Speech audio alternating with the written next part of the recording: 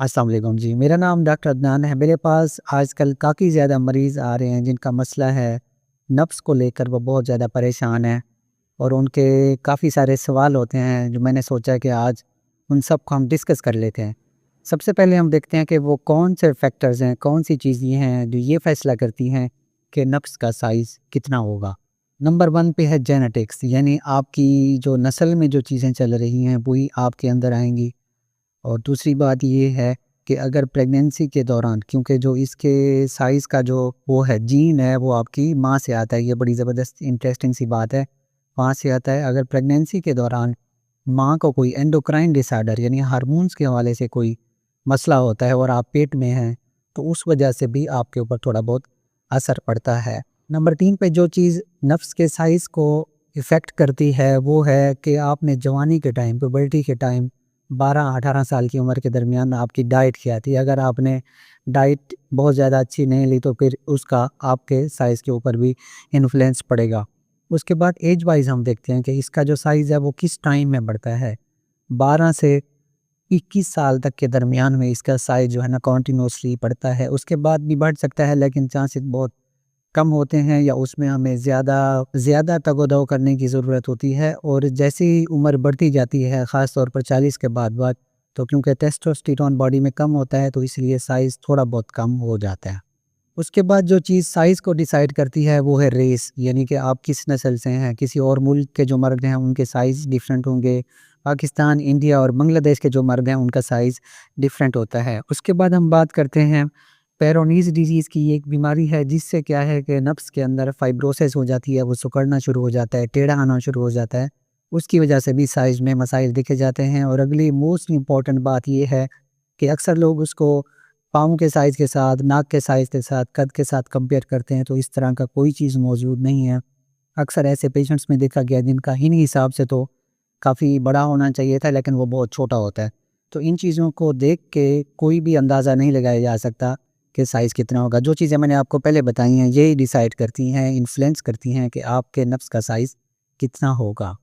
अब हम डिस्कस करते हैं कि नॉर्मल साइज़ कितना होना चाहिए। इसमें थोड़ी-सी वेरिएशन है। अगर आपका इरेक्ट स्टेट में यानी कि इरेक्शन में 3.7 इंच से ज़्यादा है तो इट मीन्स आप बिल्कुल ओके हैं। और जो अपर रेंज है वो है 6 से 7 इंच। इससे ज़्यादा है तो फिर वो मसाइल क्रिएट कर सकता है। और अब छोटा कब हम डिसाइड करेंगे कि आपका साइज़ छोटा है, जब ये 3.7 3.5 इंच से यानी 3.5 इंच से कम होगा इरेक्ट स्टेट में तो उसको हम छोटा कंसीडर करते हैं और ये बाकायदा एक बीमारी है, इसका फिर इलाज किया जाता है।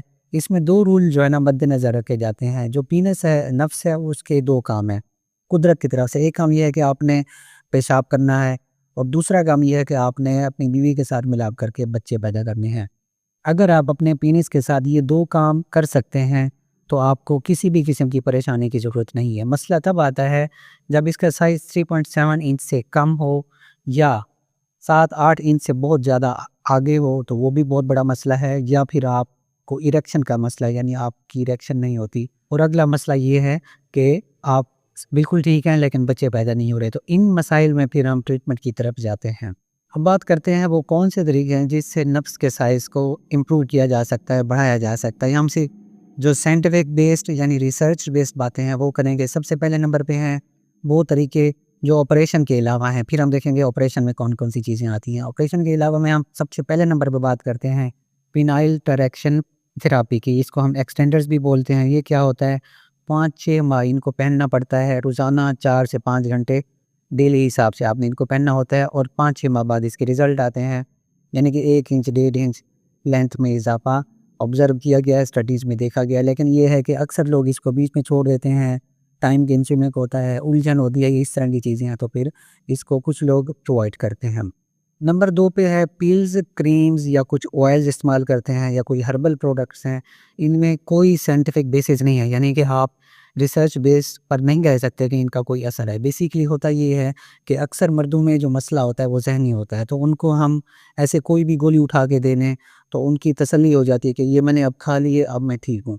तो इन चीज़ों का भी वही इफ़ेक्ट होता है। आपकी जो एंग्ज़ायटी है, जो टेंशन है, वो थोड़ी-सी ख़त्म हो जाती है क्योंकि आपने कुछ खाया होता है तो आपको कॉन्फिडेंस आ जाता है।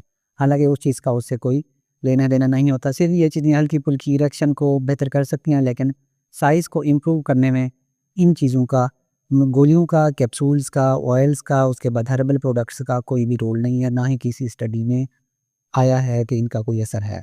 नंबर 3 पे हम बात करते हैं वेट लॉस की। अगर आप 10 किलो वज़न कम करते हैं तो आपके जो नब्ज़ का साइज़ है वो 1 इंच बढ़ सकता है।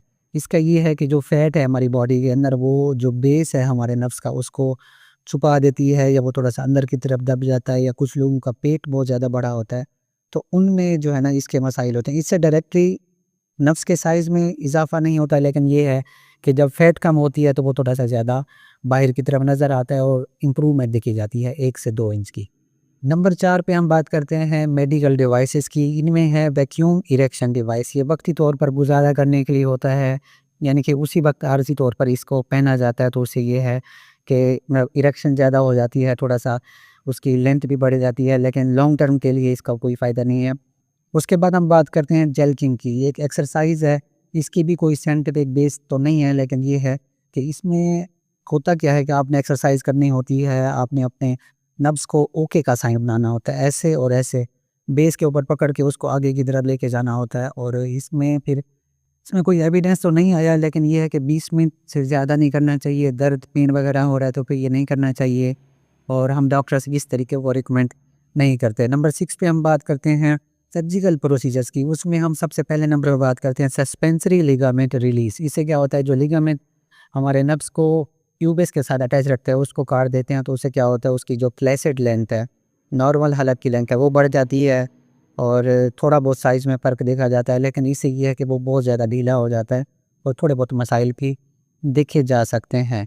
नंबर 7 पे हम बात करते हैं, कुछ इंजेक्शंस होते हैं जो उसकी मोटाई को, गिर्थ को बढ़ाने के लिए लगाए जाते हैं। इसमें हम फैट इंजेक्शंस की बात करते हैं, नफ्स में लगाए जाते हैं।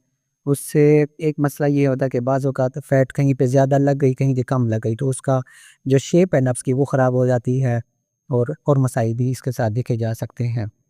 नंबर 8 पे हम बात करते हैं गिर्थ को बढ़ाने के लिए hyaluronic एसिड फिलर्स की। ये क्या करते हैं, 6 से 18 महीने के लिए काम कर सकते हैं। इससे गिर्थ मोटाई बढ़ जाती है, लेकिन इससे भी ये है कि जो आपने फिलर लगाया है वो एक जगह से दूसरी जगह चला गया, ये एक जगह पे ज़्यादा चला गया है, तो वो साइज़ बिल्कुल टेढ़ा-मेढ़ा हो जाता है।